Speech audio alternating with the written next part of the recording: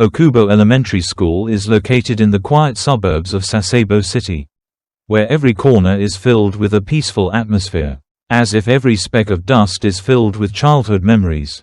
Children ride bicycles through the small streets, their white shirts fluttering in the spring breeze. Satomi Matarai, a sixth grader, enters the classroom with a bright smile. Her long black hair is neatly tied. Her eyes are bright like the morning sun. Next to her is her best friend, called by the fake name in the story, Natsumi T, a quiet, intelligent girl who is famous for her talent in drawing manga. That day, June 1, 2004, the sky was strangely clear. Around mid-session, when the teachers left the classroom for an impromptu meeting, Natsumi turned to Satomi and whispered, "Can you go to the empty classroom on the second floor? I have a picture I want to show you." Satomi hesitated, but then, as usual, she agreed. The two left the classroom, unnoticed. It was around 11 a.m. The classroom was empty, eerily quiet. A blackboard had not been wiped clean, with chalk marks from the previous day's lesson. Natsumi pulled out a piece of paper, but it wasn't a picture. It was a small knife hidden in the pocket of her uniform jacket. No one knew exactly what had happened inside the room, but 15 minutes later, a teacher discovered a horrifying scene. Satomi collapsed on the floor with a deep wound in her neck. Natsumi sat at the back of the classroom, her hands shaking, blood on her white sleeve. The teacher screamed. The whole school was shaken by the sound of an alarm. Inspector Hiroshi Takeda was a middle-aged man with gray hair, experienced in sensitive cases. He was having lunch with his daughter when he received the call from the Sasebo police station. But the tremor in the caller's voice made him understand this was no ordinary incident. He arrived at the scene at 13:40. The students had been evacuated. The teachers were still in shock, speechless. When Hiroshi entered the interrogation room, he did not encounter a cold-blooded criminal but an 11-year-old girl sitting silently. Her eyes glazed over as if her soul had been sucked out. "Why did you do that?" Hiroshi asked softly. "Because," she laughed at me. "On the website, she said my drawings were bad." Natsumi answered after a moment of silence. "Not out of deep hatred. Not out of lust, money, power, but because of a few words on the internet." Through the investigation, Hiroshi discovered that Natsumi was influenced by internet culture. She frequently visited adult manga forums, reading violent and horrifying stories. Natsumi used to write short stories, in which the female character was killed for betraying trust. But what was behind it? An immense loneliness. Natsumi had no father, and her parents were busy and often scolded her. She found joy in the virtual world, where people loved her drawings, until her best friend Satomi posted a comment that her stories looked like copycats. Because Natsumi was only 11 years old, the Japanese legal system could not treat her as an adult. She was sent to a juvenile mental health rehabilitation center. The story ended in tragedy, a life lost, another child trapped in darkness, and a society in utter confusion. But for Hiroshi, the case was not really over. He knew that somewhere out there, in other hidden corners, other children were also carrying immense loneliness. June 1, 1842, Sasebo Criminal Investigation Office. Inspector Hiroshi sat silently in the small conference room. In front of him were the student records of two sixth graders, Satomi Matarai, the victim, and Natsumi T, the suspect. He could not take his eyes off the underlined red text. No history of violence, good academic performance, special talent in art and creativity. He wrote in his personal notebook, "We are not looking for a murderer, but a soul pushed to the limit." The homeroom teacher of class 6-1, Misaki Fujimoto, entered the interrogation room with a pale face. She was only 28 years old, a math teacher, very loving to her students and extremely close to her class. "Have you ever seen Natsumi act unusually?" Hiroshi asked. "No, absolutely not. She is a good girl, polite, quiet, but not violent. And Satomi, she seems more lively. They haven't been talking to each other lately. I thought it was just a normal girly tantrum." Hiroshi fell silent. A breeze blew through the open window, turning a page of his notebook. "Have you ever seen Natsumi write anything strange? Or draw anything out of the ordinary?" Fujimoto hesitated. "Actually, A month ago. I found a small notebook she brought to class. It was a comic, very dark. There was a scene where a girl was stabbed in the classroom for betraying trust. I thought it was a movie influence, so I just gave her a mild warning. Hiroshi clenched his fist under the desk. The empty second-floor classroom was sealed off for the moment, but Hiroshi asked for it to be reopened. He entered in silence, the late afternoon sunlight slanting through the glass windows illuminating the dust particles floating around. The desk where the incident occurred was marked with dried blood stains, spreading diagonally from the victim's collar. Next to it, a pencil case fell open, colored pencils and erasers scattered everywhere. In the corner of the classroom, he discovered a folded piece of paper stuffed into a desk slot. Unfolding it, it was a dialogue from a comic book. "You betrayed me. Because of your words, the whole world hates me. I didn't mean to. Shut up. You chose this path, and I have to end it too." Below was a scribble, a picture of a crying schoolgirl, her neck wrapped in bandages. That evening, Hiroshi met Natsumi's mother, Mrs. Ayaka T., a thin woman with melancholy eyes. Contrary to his imagination, she didn't cry, she just bowed her head very low. I didn't expect it. She still hugs me to sleep every night. She's afraid of the dark. She hates needles. And yet, her voice trembled. I always thought I was strict with my daughter, but I never hit her. I control the internet, but there are English pages I don't understand. Who does she spend the most time with? Hiroshi interrupted. Except for me, it's only Satomi. The next morning, Hiroshi decided to talk to the three classmates who sat at the same table as Natsumi and Satomi. They were all 11 years old, but their eyes carried a strange heaviness. They haven't been hanging out much lately, I heard Satomi say. Natsumi is hard to understand. She's always sullen and gets angry for no reason. There was a day when Satomi cried after school. She said Natsumi texted her saying, "You're not my friend anymore." Natsumi used to talk to some adult via email. I don't know who, but I saw a strange picture on her phone one time, like something from a horror movie. A picture was brought to the table, Natsumi's drawing, a dark room, in the middle of which was a girl lying on the floor. Her neck cut and the words, "Pain is redemption." Hiroshi asked the technical team to extract the browsing logs from Natsumi's computer. The results were shocking. She had been visiting Western forums about dark manga, murder mystery, and had even submitted a short story to a site that specialized in posting gory fanfiction. One of the descriptions was identical to the crime scene. Hiroshi paused in front of the screen. This was not an instant crime. This was a plan, silently nurtured by loneliness, by trauma, and by indifference. 3 days after the incident, Hiroshi was allowed to speak privately with Natsumi. She was still in the isolation ward of the rehabilitation center. The room was small, the table was round, a glass door reflected the white light bulb on the ceiling.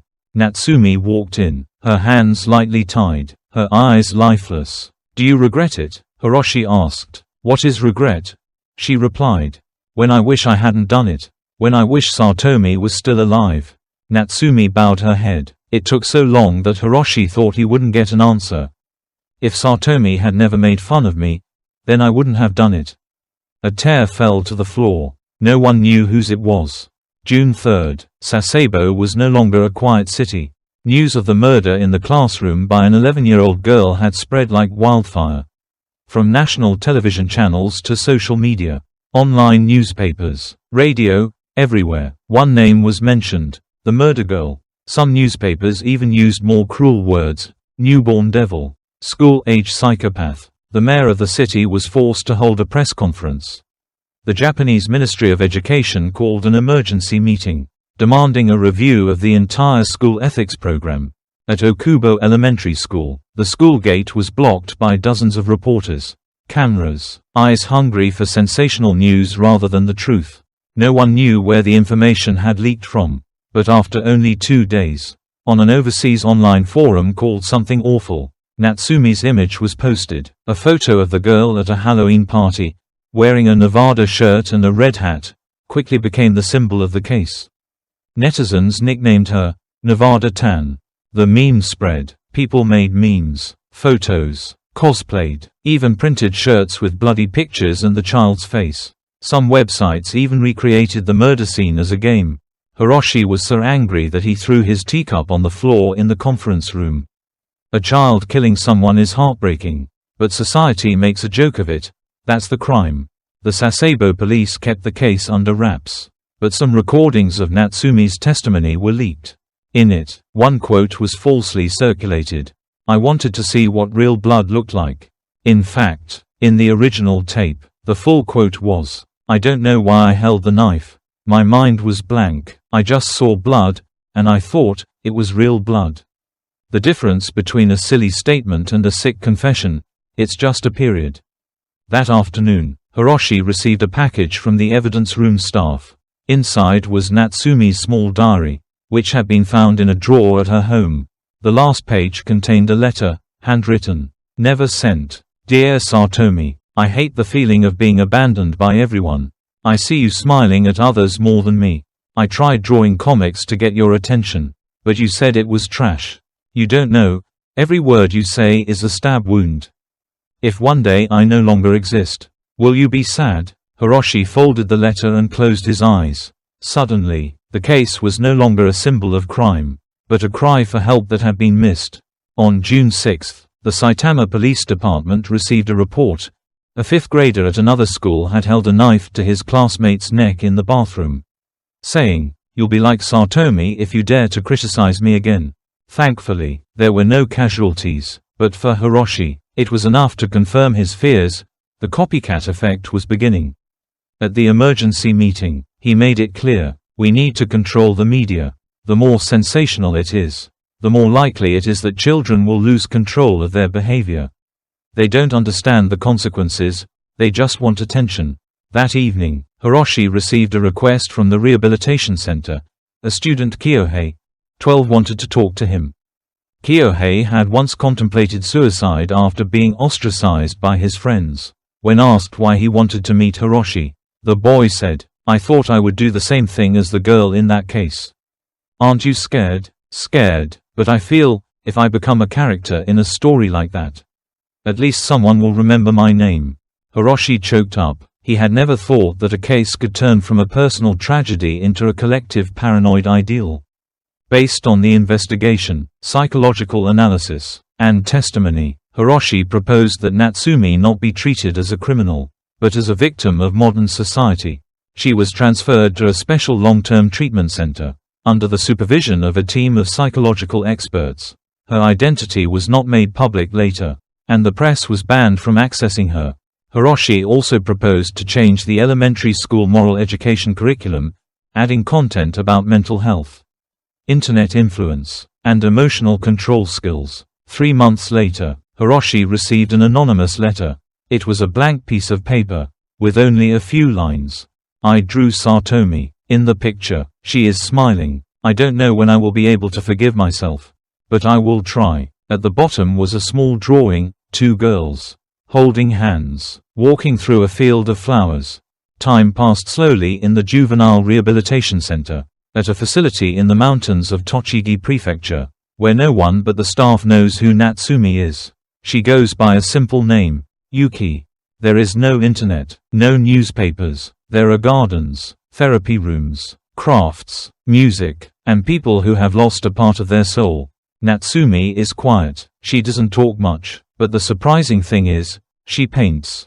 Every day, Natsumi sits by the window, painting watercolors, no longer bloody scenes, but flowers, animals, and sometimes 2 girls laughing in the rain. Dr. Reiko Yamamoto, 42, is an expert in adolescent psychology. She has treated dozens of children with self-harming tendencies. But Natsumi is a special case. The first time she met her, she asked, "Do you think you are a bad person?" Natsumi was silent for a long time, then nodded. "What is a bad person?" "Someone who takes away the laughter of others." Reiko did not answer. She just gave her a white paper box and said, "Then draw a laugh every day." On the 100th day at the center, Natsumi gave Reiko an unusual picture. In the picture, 2 girls were sitting under a tree, one crying, the other wiping away tears for her friend. In the bottom right corner, there was a line, If that day, I had hugged Satomi instead of blaming her. Reiko choked up. It was the first time Natsumi had proactively mentioned the victim's name since the incident. A year after the case was closed, Hiroshi received an invitation from the center. Yuki wants to see you again before moving on to the next phase of treatment. He came, not as an investigator, but as a man carrying the burden of many sleepless nights. Natsumi had changed. She had short hair, and was wearing a shirt smeared with paint. Her eyes were no longer lifeless, but eyes that knew fear, shame, and pain. I want to say sorry, she said. To whom? Hiroshi asked. To Satomi, to her parents, to the class, to some child out there who was hurt like I was, and might do it again if no one listened. Hiroshi sighed. Those were the words he had been waiting for more than a year. Satomi's family refused to appear before the media after the funeral. They did not sue, did not demand a heavy sentence, and did not confront Natsumi's parents. They left only a short message at the funeral, posted on the small altar. Satomi's passing is a pain that no one can wash away, but we hope that no one else will have to endure such pain. Forgiveness is a long journey, but anger cannot be the destination. Although public opinion has calmed down, the silent waves continue to spread. The Japanese Ministry of Education officially introduced a curriculum to prevent psychological trauma in children into all elementary schools from next year. In it, students are taught how to recognize emotions, how to express sadness, how to apologize and forgive. A small story began to spread from teacher to teacher, through parent groups, and even in the press, the story of the little girl who draws laughter. No one knew who it was. All they knew was that there was a child who had made a mistake. But every day she persistently drew a picture, to redeem what she had lost. 10 years passed. Hiroshi, now retired, lives alone on the northern coast of Honshu. One winter morning, he receives an anonymous letter. Inside is only a picture, 2 girls standing in the middle of a field. Their skirts fluttering in the wind, one of them turning her head to look back. And a line of text. Thank you for not calling me a monster that day. Thanks to that, I was able to become a human. Hiroshi looks up at the sea, the cold wind blowing against his cheeks. He thought of Satomi's eyes, in the small photo he still kept, and Natsumi's image that day. And smiled sadly. No one can turn back time. But sometimes, wounds don't just leave scars, they open a new door.